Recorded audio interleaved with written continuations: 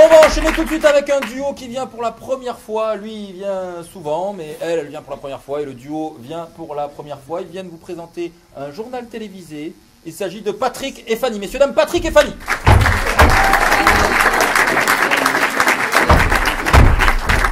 Mise en place du décor. Un truc de malade avec beaucoup d'argent.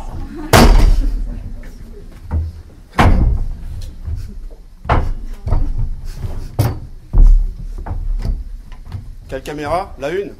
Ok. Tu peux me baisser le projecteur là? Alors déconne pas, je peux pas voir mes fiches. Et tu me pourris pas mon interview comme l'autre fois en balançant le générique en plein milieu, hein.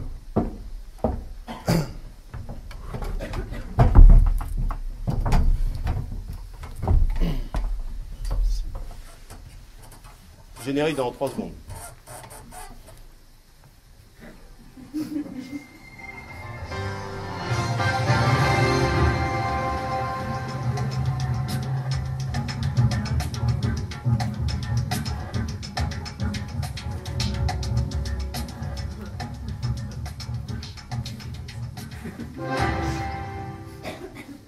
Chers spectateurs, bonsoir. Nous avons le plaisir d'accueillir ce soir sur notre plateau Madame le Premier ministre. Madame le Premier ministre, bonsoir.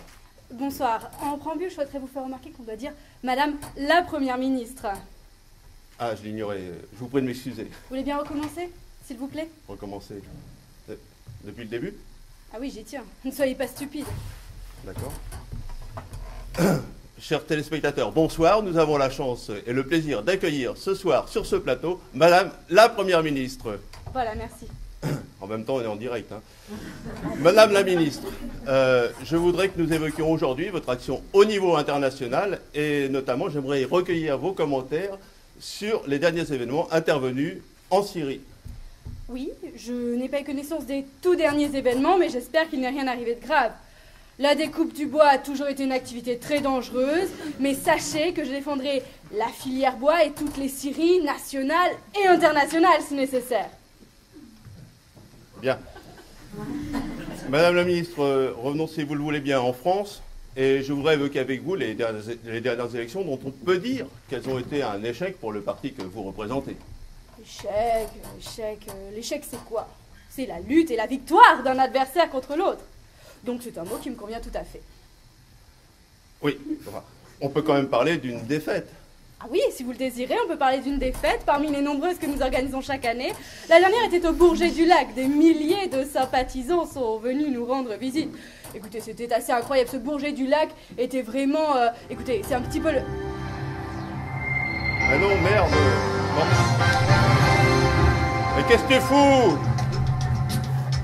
Oh non, c'est pas possible. Et le projecteur, je t'avais dit de baisser le projecteur. Pardon. Parce que le projecteur, ça éclaire. C'est le plateau, c'est ça. Enfin, Attendez. Vous m'avez invité ici pour me parler de vos problèmes d'éclairage? Non. Non. Parce que je vous rappelle, je représente le gouvernement. J'ai des choses bien plus importantes à dire aux Français qui nous regardent. Je n'en doute pas. C'est pourquoi nous allons passer au sujet suivant, si vous le permettez. Qui va certainement intéresser un certain nombre de téléspectateurs. Je veux parler de votre nouvelle réforme sur la durée hebdomadaire de travail que vous voulez passer à 50 heures. Ce qui donne, attendez, 3 x 8, 54, non, ah! Chier, non? Faut que je recommence.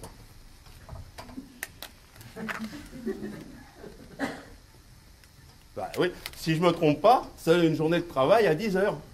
Et ouais. Alors, non, pardon, mais absolument pas. Il s'agira de 7 heures, 8 minutes et 30 secondes de travail seulement. Car désormais, les Français travailleront 7 jours sur 7. Après tout, si ça marche pour le McDo, ça doit marcher pour la France entière. Vous voulez dire que vous voulez faire travailler les Français 7 jours sur 7, donc même le dimanche. Et pourquoi le dimanche? Et pourquoi pas? Ben, je fais du vélo, moi, le dimanche. Et ça fait quand même 7 jours de travail consécutifs. Bravo. Vous savez compter? Bah, j'étais à l'école, hein, ouais. Ah, ça, c'est une révélation. Non, ma famille, mes voisins, ils sont au courant. Moi aussi. Vous êtes au courant? Non, moi aussi, j'ai été à l'école. Faites bien de le préciser, oui. Dans une école très prestigieuse. Vous voulez parler de l'école buissonnière, je présume? De l'école élémentaire Voltaire. L'école élémentaire Voltaire. Oui, qu'y a-t-il de si étonnant? J'étais première de ma classe d'ailleurs. Vous portiez pas des couettes et une blouse rose? Si, et des chaussures aussi, très intéressantes. Et moi j'avais un anorak bleu clair et puis des Clarks. Mais tu ne serais Et pas... toi? Ginette.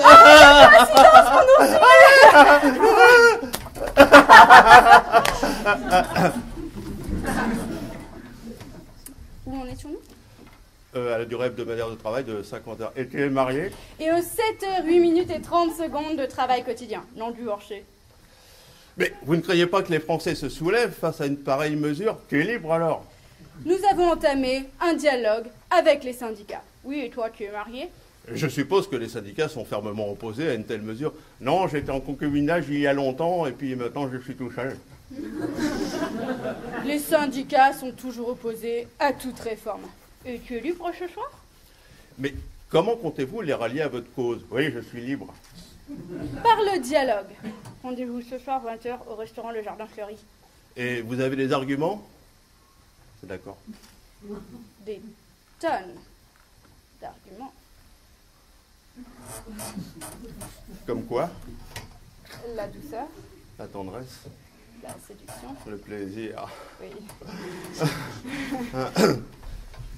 Mesdames et messieurs, ce journal est maintenant terminé. L'équipe se joint à moi pour vous souhaiter une excellente soirée. Quant à moi, je vous donne rendez-vous à demain soir pour une nouvelle édition de ce journal. Merci de votre attention.